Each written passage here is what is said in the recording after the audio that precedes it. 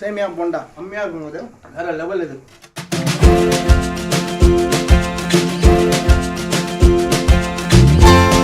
சென்னை பாய் சேனலுக்கு வணக்கம். நான் உங்கள் நசீர் பாய் பேசுகிறேன். இன்றைக்கி வந்து நம்ம ஒரு சேமியாவில் வந்து போண்டா செய்ய போகிறோம். சேமியா போண்டா. அந்த சேமியா போண்டாக்கு வந்து என்னென்ன ஜாமான் தேவைன்னு நான் உங்களுக்கு காட்டுறேன். ஃபாலோ பண்ணிக்கோங்க. ஒரு 200 கிராம் சேமியா, ஒரு 100 கிராம் கடலை மாவு, ஒரு 50 கிராம் அரிசி மாவு, 1 ஸ்பூன் மிளகு, 1 ஸ்பூன் ஜீரகம், ஒரு 2 பத்து தேங்காய் துருவல், இது வந்து 1 ஸ்பூனு பெருங்காயத்தூள், தேவைக்கேற்ப சால்ட்டு, பச்சை மிளகா, கருவேப்பிலை, ஒரு 2 வெங்காயம், இது வந்து ஆப்ப சோடா, பொரிச்சி எடுக்கிறதுக்கு எண்ணெய். வாங்க அது எப்படி செய்யுதுன்னு காட்டுறாங்க.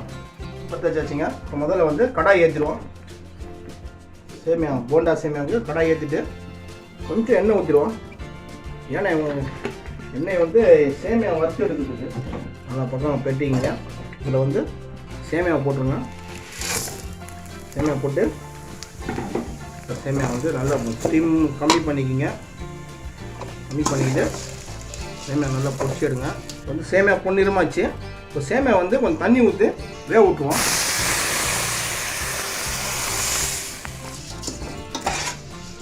அதாவது நூடுல்ஸ்க்கு வர மாதிரி நம்ம சேமியா வந்து அவிச்சு எடுத்துக்கலாம். ஸ்டீம் கொஞ்சம் ஏற்றிடுவோம். சேமியா போண்டா நல்லா அருமையாக இருக்கும். இந்த ரெசிபி இது வந்து சேமியாவை பாயில் பண்ணி எடுத்தாச்சு.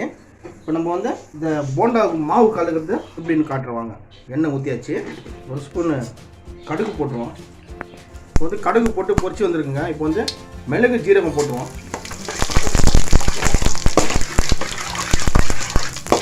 மிளகு ஜீரகம் நல்லா பொரிச்சு வரணும். நம்ம வெட்டி வச்சிருந்த வெங்காயம் 2 வெங்காயத்தை போட்டுருவோம்.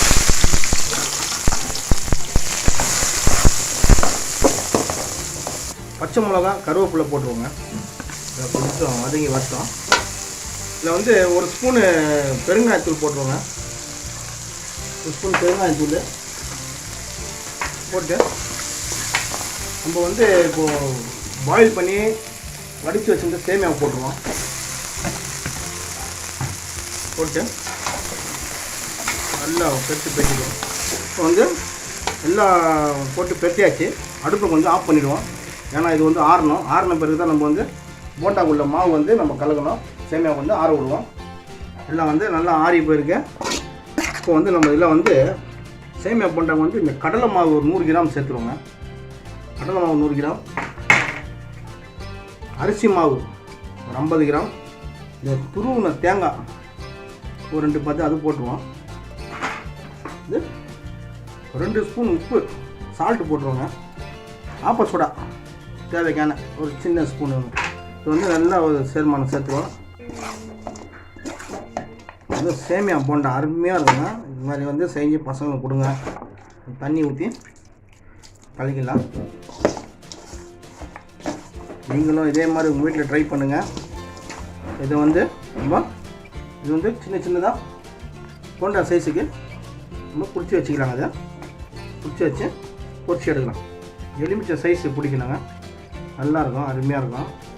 இப்போ வந்து பார்த்திங்கன்னா இந்த சேமியா போண்டா வந்து எல்லாம் மாவு கரைச்சி சேர்மானம் நல்லா சேர்ந்து எலுமிச்சை சைஸ் எடுத்துருக்கேங்க. இது வந்து பொன்னிறமாக பொரிச்சு எடுக்கணும். பொரிச்சு எடுத்து சாப்பிடுங்க. செம்ம டேஸ்ட்டாக இருக்கும். வாங்க இப்போ எப்படி பொரிக்கிறதுன்னு காட்டுறேன். இல்லை வந்து நல்லா காஞ்சி வந்துருக்குங்க. இதில் வந்து ஒரு 4 நாளாக போட்டு எடுத்துருவோம். சேமியா போண்டா நல்லா அருமையாக இருக்கும். நல்லா பொன்னிறமாக பொரிச்சு எடுக்கணும். அது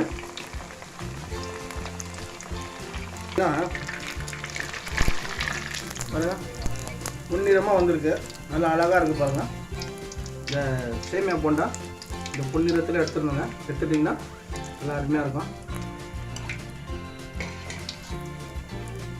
சூப்பராக இருக்குங்க. பாருங்கள், அழகாக பிரியாமல் வந்திருக்கு சேமியா போண்டா. இப்போ நான் செஞ்ச மாதிரியே நீங்களும் வந்து ஃபாலோ பண்ணுங்கள். நம்ம சேனலை சப்போர்ட் பண்ணுங்கள், சப்ஸ்கிரைப் பண்ணுங்கள். சென்னை பாய்ஸ் நேயர்களே, உங்களுக்கு எதாவது டவுட் இருந்ததுன்னா ப்ரோக்ராமுக்கு நம்பர் இருக்கும், எனக்கு கால் பண்ணுங்கள். அந்த டவுட் நான் கிளியர் பண்ணுறேன். நீங்களும் இதே மாதிரி சின்ன பசங்களை வீட்டில் வந்து பசங்களுக்கு கொடுங்க. நல்லா பாருங்கள், அருமையாக இருக்கும்.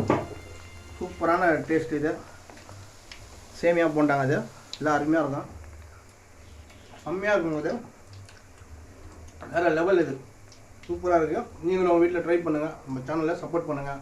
மீண்டும் சந்திப்போம்.